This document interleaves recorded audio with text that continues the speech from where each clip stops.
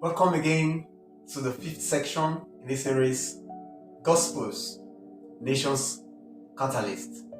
In our last section, we talked about love, compassion, and we found out that once those values are ingrained in the heart of everyone in a nation, starting with individuals, there will be inclusivity. There will be indeed show of love. The welfare of the people will be uppermost. That will lead us into this title, Servant Leadership and Governance. Servant Leadership and Governance. In this session, we're looking at the transformative concept of servant leadership that is deeply rooted in the gospel. I want to look at the profound implications for governance, leadership, and also the very essence of nation building. If you are new to this channel, please do well to subscribe, like, comment, and share this link. Now let's dive into what we have in stock today. Servant leadership, I want to say, is not just any leadership style. It is a moral and ethical philosophy that can revolutionize the way nations are led and societies are shaped today. Friends, may I say that servant leadership has its concept. The concept of servant leadership in the gospel is profound. And I want to know that servant leadership finds its ultimate embodiment in the life and teachings of Jesus Christ, who is the proponent of the Gospels we are sharing in this series.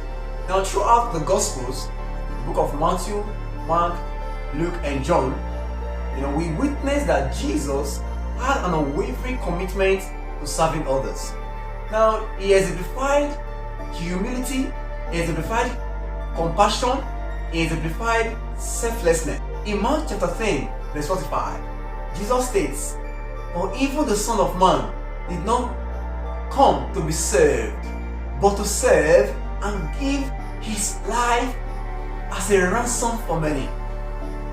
Friends, this is a profound message that challenges all leaders to shift their focus from self-interest to the welfare of those that they are leading. Friends, the concept of servant leadership in the gospel is not merely about wielding authority, commanding and altering people around. It's not about using one's influence for self-aggrandizement, but rather it's about using one's influence to uplift, empower, and inspire others.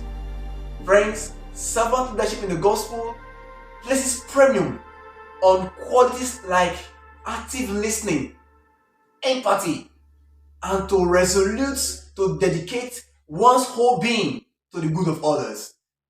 Servant leadership in the gospel has the potential to extremely impact the government and the leadership of nations. Now, I want to look at the role of servant leadership in effective governance. Now, effective governance actually is inextricably linked with servant leadership principles.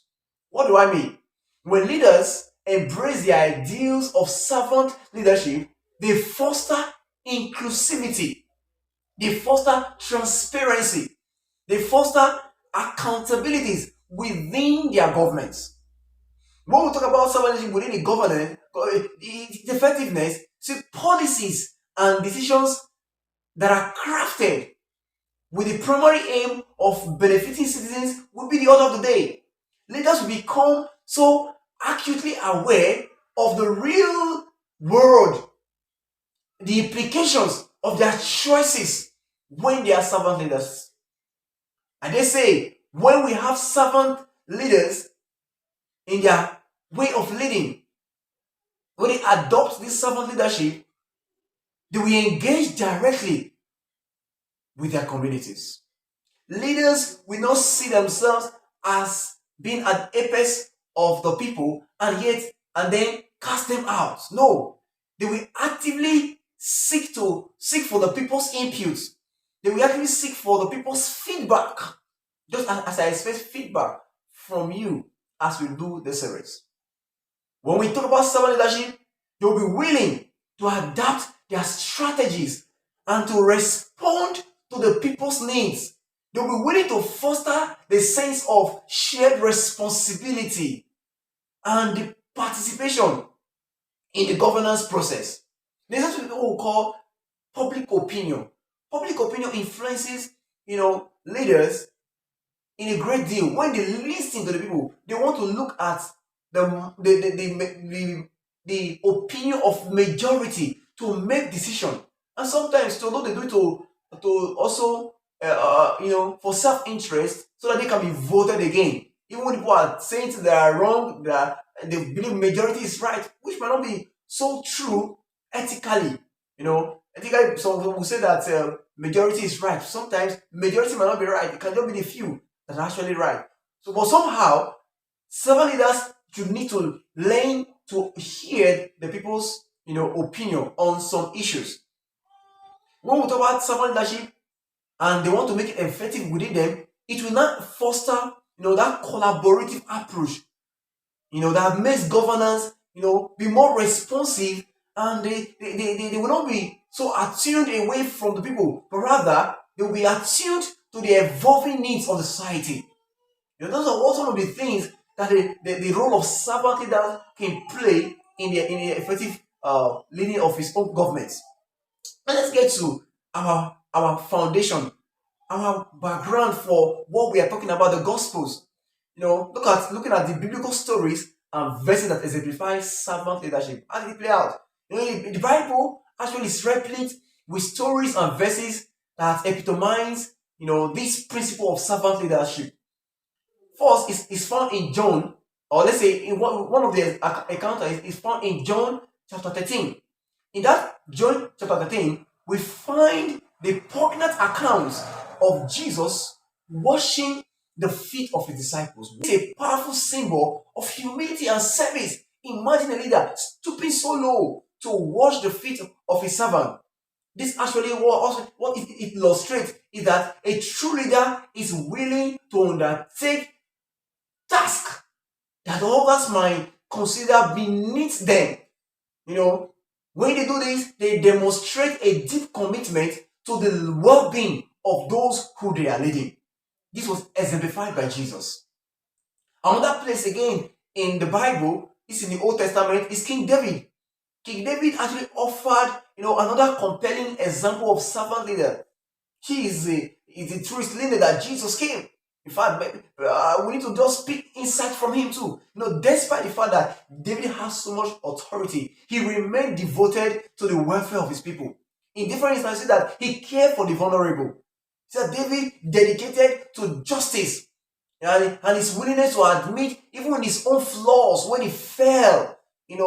Characterized and exemplify leadership style. That exemplary attitude of David to acknowledge his flaw shows that he was a leader that was committed to serving the best interest of the nation. Time will not permit to elaborate and give history of how but those of you that are biblically inclined, you understand David exemplified this servant leadership. See, when this principle of servant leadership is applied to governance today, you see that we're going to witness a government that is actively serving the needs of its people, that is actively serving the citizens. And these servant leaders, we uphold rights. We tirelessly strive to enhance their equity, the quality of life of the people. Friends, servant leadership is not just a form of leadership that is built on anything. But you see that this form of leadership, we build trust. Servant leadership will build trust. It will foster a society that is characterized by equity, justice, and the collective well-being of all its inhabitants. Friends, servant leadership is key in building a sustainable nation. And Nigeria must adopt this. Nigerian politicians and leaders need to adopt servant leadership that's rooted in the gospel. That's why we're saying gospel, nation catalyst. So we're saying gospel is proposing servant leadership to our nation's leaders. And we understand that This servant leadership is deeply rooted in the gospel, and so it provides challenging conventional notions of power and authority. And it's called our leaders to see their roles as a sacred duty, to serve and elevate their fellow citizens' challenges. By the grace of God, in our next session, we're going to explore some historical examples of servant leadership in nation building and the practical applications of those philosophies in the contemporary governance.